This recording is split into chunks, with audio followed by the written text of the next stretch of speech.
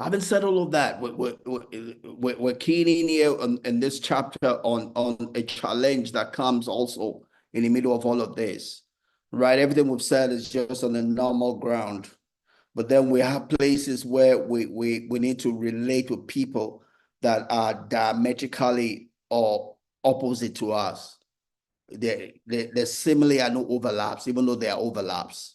Because for as long as there's another human being, there's an overlap. That overlap at the minimum is the fact that we're all humans.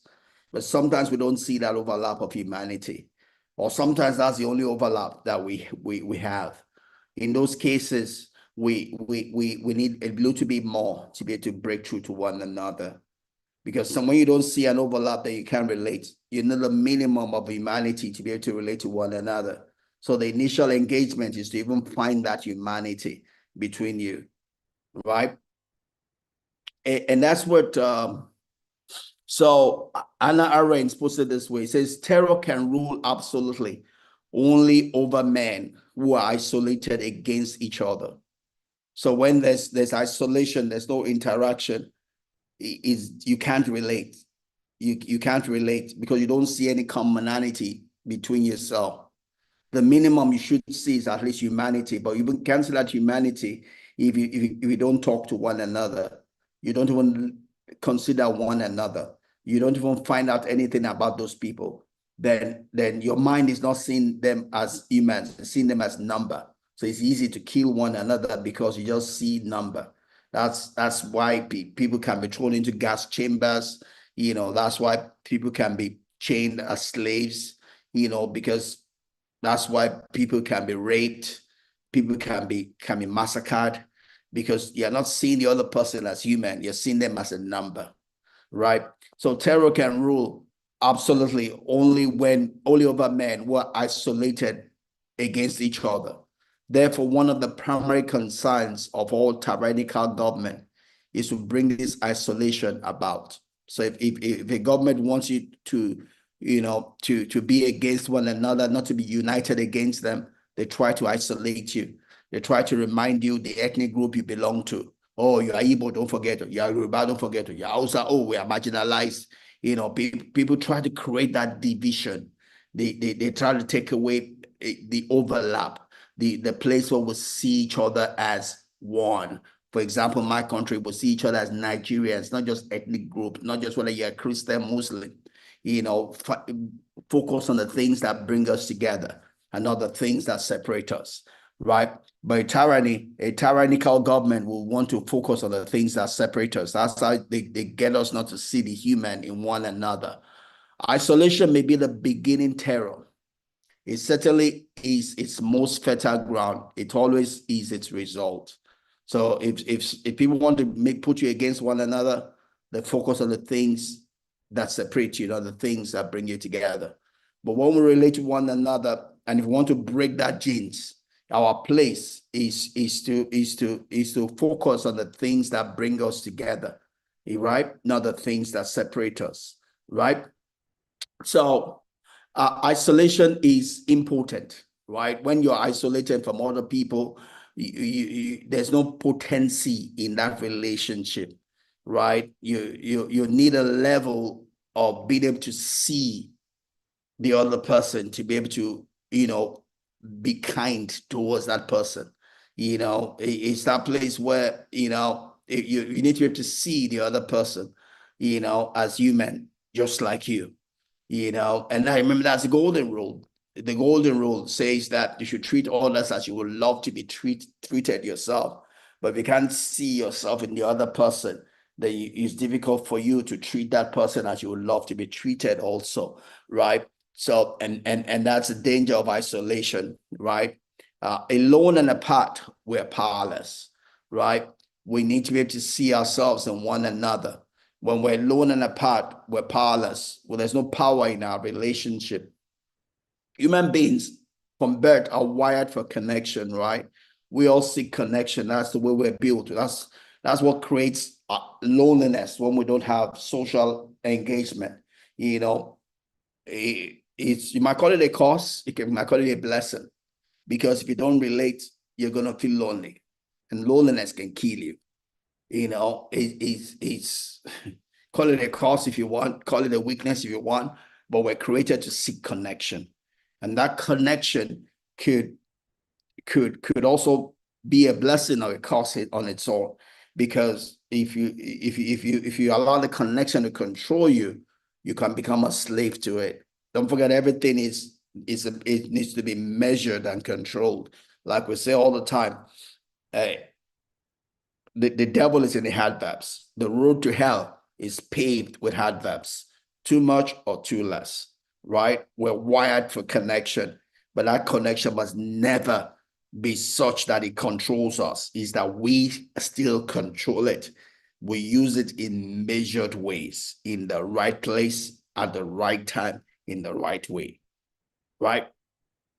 Our connections, our desire for connections makes us to be tribal. We seek family, right? And there's nothing wrong in being a family.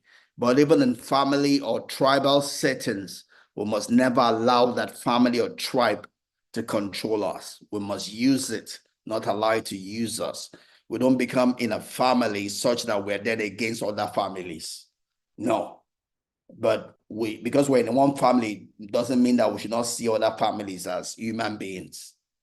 The intent, essence of a family is to strengthen us, to help us, to cover us, right? Not to kill us, right? So we don't allow those families to take us away from a path that is right.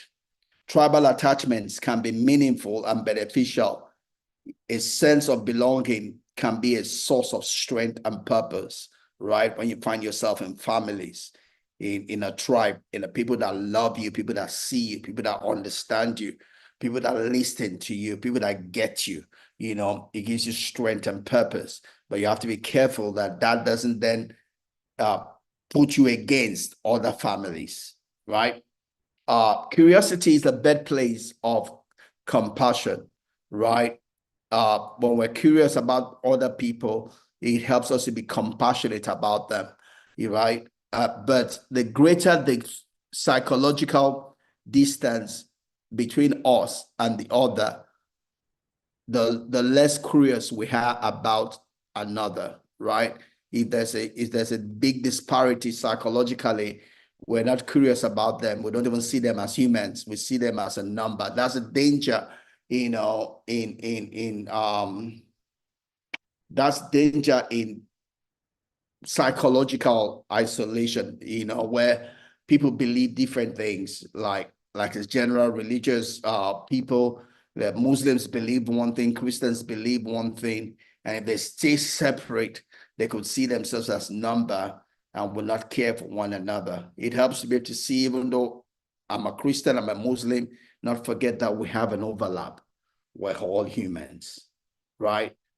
You can believe what you want to believe, right? But that should not disturb me believing what I want to believe. And that should not take away the fact that we're humans, right? We're all here on this planet and we have no other planet, right? It's live and let live. I have a right to what I believe. You have a right to what you believe. It's called tolerance, right? And your belief should not get in the way of my belief.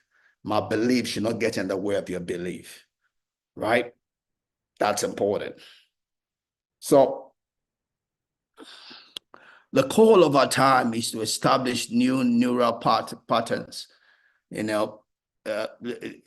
Lack of curiosity, fear, isolation, expulsion, tribal biases, are whole neural patterns, right? Things you're used to, right? But we have to be careful that those things don't bring us against one another, right? We need to not come to a place where it seems like my belief does not have space for your belief.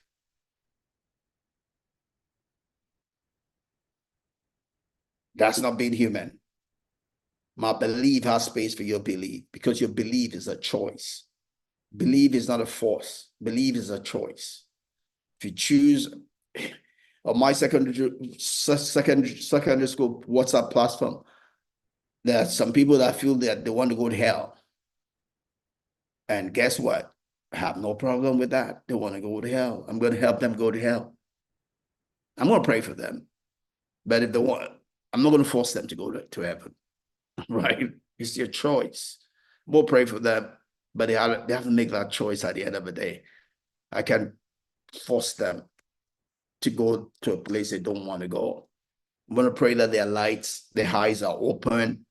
I'm going to be an example for them to see, but the final decision is theirs. And because they want to go to hell doesn't mean that I'm not going to be their friend. We're still going to be friends because we belong to the same alumni. We're in the same WhatsApp group. I love you regardless of your choice. Because you've made a choice, otherwise, on a choice I make doesn't make you my enemy, right? It makes me probably feel for you that you probably don't understand. That's why you're making a choice that you're making. I'm going to hope that one day you'll know better and see better, but I'm not going to see you less human because of the choice that you've made, right? Obviously, there are some barriers here when we talk about things that are probably not legal. We're talking about things that cross the legal line. Even when it crosses the legal line, we still need to respect the human. But obviously, we're not going to support something that is not legal, right? So